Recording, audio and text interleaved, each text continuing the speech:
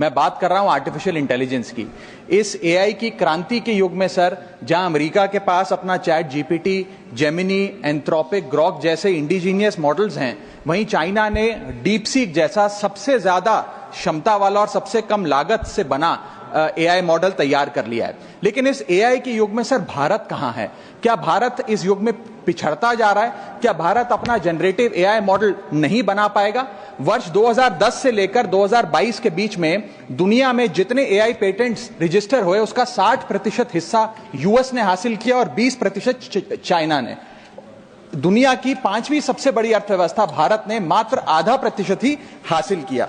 Sir, यह बात तो सत्य है कि यूएस और चाइना के पास एआई में एक हेड स्टार्ट है 4-5 साल का, लेकिन वो इसलिए है क्योंकि उन्होंने अपने रिसर्च में, एकेडमिया में और एआई डेवलपमेंट में निवेश किया। सर, भारत की बहुत बड़ी आबादी एआई के वर्कफोर्स का हिस्सा है। बताया जाता है कि एआई की कुल वर्कफोर्स का 15% हिस्सा भारतीयों से बनता है सर, जहां 4.5 लाख भारतीय एआई प्रोफेशनल्स के तौर पे फॉरेन कंट्रीज में काम कर रहे हैं।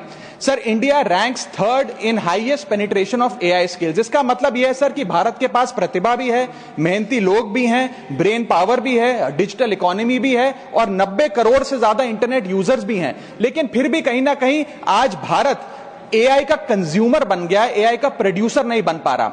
सर, ओपन एआई के फाउंडर सैम ऑल्टमैन से जब भारत की एआई पोटेंशियल के बारे में पूछा गया तो उन्होंने भारत को नकारते हुए कहा कि भारत का एआई पोटेंशियल पूरी तरीके से होपलेस है, यानी कि निराशाजनक है।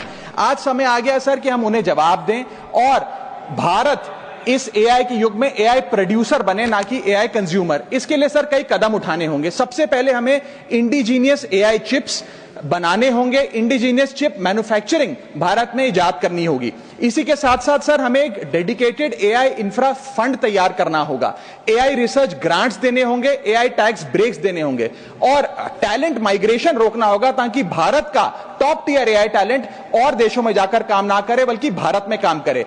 इसी के साथ साथ एआई के इंडिजीनियस स्टार्टअप्स जो हैं सर, उन्हें एक्सेस देना होगा large volume of existing data को, जो मेटा, माइक्रोसॉफ्ट और गूगल के पास है लेकिन भारत के पास नहीं है। और अंत में सर फाइनेंशियल इन्वेस्टमेंट हमें बढ़ानी होगी, जहां यूएस अपने जीडीपी का 3.5% एआई रिसर्च में खर्च करता है, चाइना 2.5%, वहां भारत मात्र 0.7% खर्च कर रहा है। सर, आने वाले काल में इस दुनिया पर वही राज करेगा, वही विश्व गुरु होगा जिसके पास एआई की ताकत होगी। इसलिए भारत को सर मेक इन इंडिया के साथ साथ मेक एआई इन इंडिया की ओर आगे बढ़ना होगा।